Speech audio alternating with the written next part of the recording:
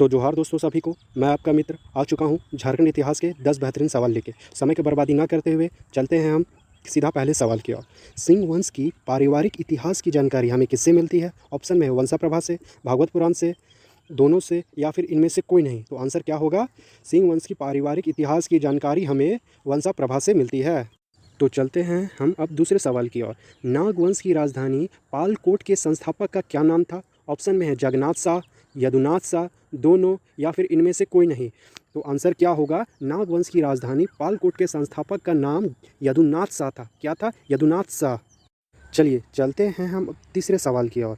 खड़गडीहा राज्य की स्थापना कौन सी सदी में हुई है? ऑप्शन है 15वीं सदी, 16वीं सदी, 17वीं सदी, या 18वीं सदी। तो आंसर क्या होगा मित्रों? 15वीं सदी। खड़गडीहा राज्य की स्थापना 15वीं सदी में हुई। अगर स्थापना किसने की पूछ दे तो आप लोग को क्या बताना? हंसराज देव ने खड़गडीहा राज्य की स्थापना की है। चलिए बढ़ते हैं अब हम चौथे सवाल की ओर। नागवंशी शासक दुर्जन साल को शाह की उपाधि किसने दी थी? तो ऑप्शन में है अनंत राय, मान सिंह, जहांगीर, या फिर इनमें से कोई नहीं। तो आंसर क्या होगा? नागवंशी शासक दुर्जन साल को शाह की उपाधि जहांगीर ने दी थी। किसने दी थी? जहांगीर ने दी थी। चलिए बढ़ते हैं अब पांचवें सवाल की ओर। पलामू के किस चेरो शासक के युग को स्वर्ण युग का काल कहा जाता है? ऑप्शन में है मेदिनी राय, सहबल राय, दोनों, या फिर इनमें से कोई नहीं। तो आंसर क्या होगा? मेदिनी राय के युग को स्वर्ण युग का काल कहा जाता है। किसके युग को? मेदिनी राय के युग को स्वर्ण युग का काल कहा जाता है। चलिए बढ़ते हैं छठे सवाल की ओर। किस वंश के शासनकाल में नर बलि की प्रथा चली थी? ऑप्शन है ढाल भूम का ढाल वंश, चेरो वंश, सिंह वंश, या फिर इनमें से कोई नहीं। तो आंसर क्या होगा? ढाल भूम के ढाल वंश में नर बलि की ही प्रथा चली थी, और इसी वंश के संस्थापक के पिता धोबी और माँ ब्राह्मण भी रही थी।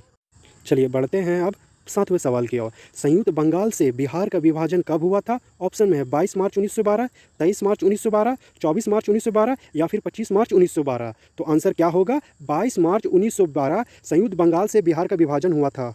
चलिए बढ़ते हैं आठवें सवाल की ओर। क्रिश्चियन स्टूडेंट ऑर्गेनाइजेशन का नाम बदलकर छोटा नागपुर उन्नति समाज कब कर दिया गया? तो ऑप्शन में है 1912, 1916, 1917, या फिर 1915। तो आंसर क्या होगा? 1915 में क्रिश्चियन स्टूडेंट ऑर्गेनाइजेशन का नाम बदलकर छोटा नागपुर उन्नति समाज कर दिया गया।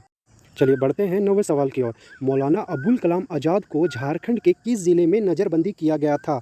ऑप्शन में है गिरिडीह जिला, चतरा जिला, गढ़वा जिला, या फिर रांची जिला। तो आंसर क्या होगा? मौलाना अबुल कलाम आज़ाद को झारखंड के रांची जिला में नज़रबंदी किया गया था। वो भी कहाँ? मोराबादी मैदान के निकट में। चलिए बढ़ते हैं 10वें और आखिरी सवाल की ओर। गांधी जी सबसे पहले झारखंड के किस जिले में आए थे, और वो भी किस वर्ष आए थे? तो ऑप्शन में हजारीबाग जिला 1915 में, गिरिडीह जिला 1912 में, रांची जिला 1917 में, या फिर इनमें से कोई नहीं। तो आंसर क्या होगा? गांधी जी सबसे पहले झारखंड के रांची जिला में आए थे, वो भी 1917 में। ये थे झारखंड इतिहास के 10 बेहतरीन सवाल। अगर आपको वीडियो अच्छा लगा हो तो लाइक करें, शेयर करें और सब्सक्राइब भी करें। धन्यवाद।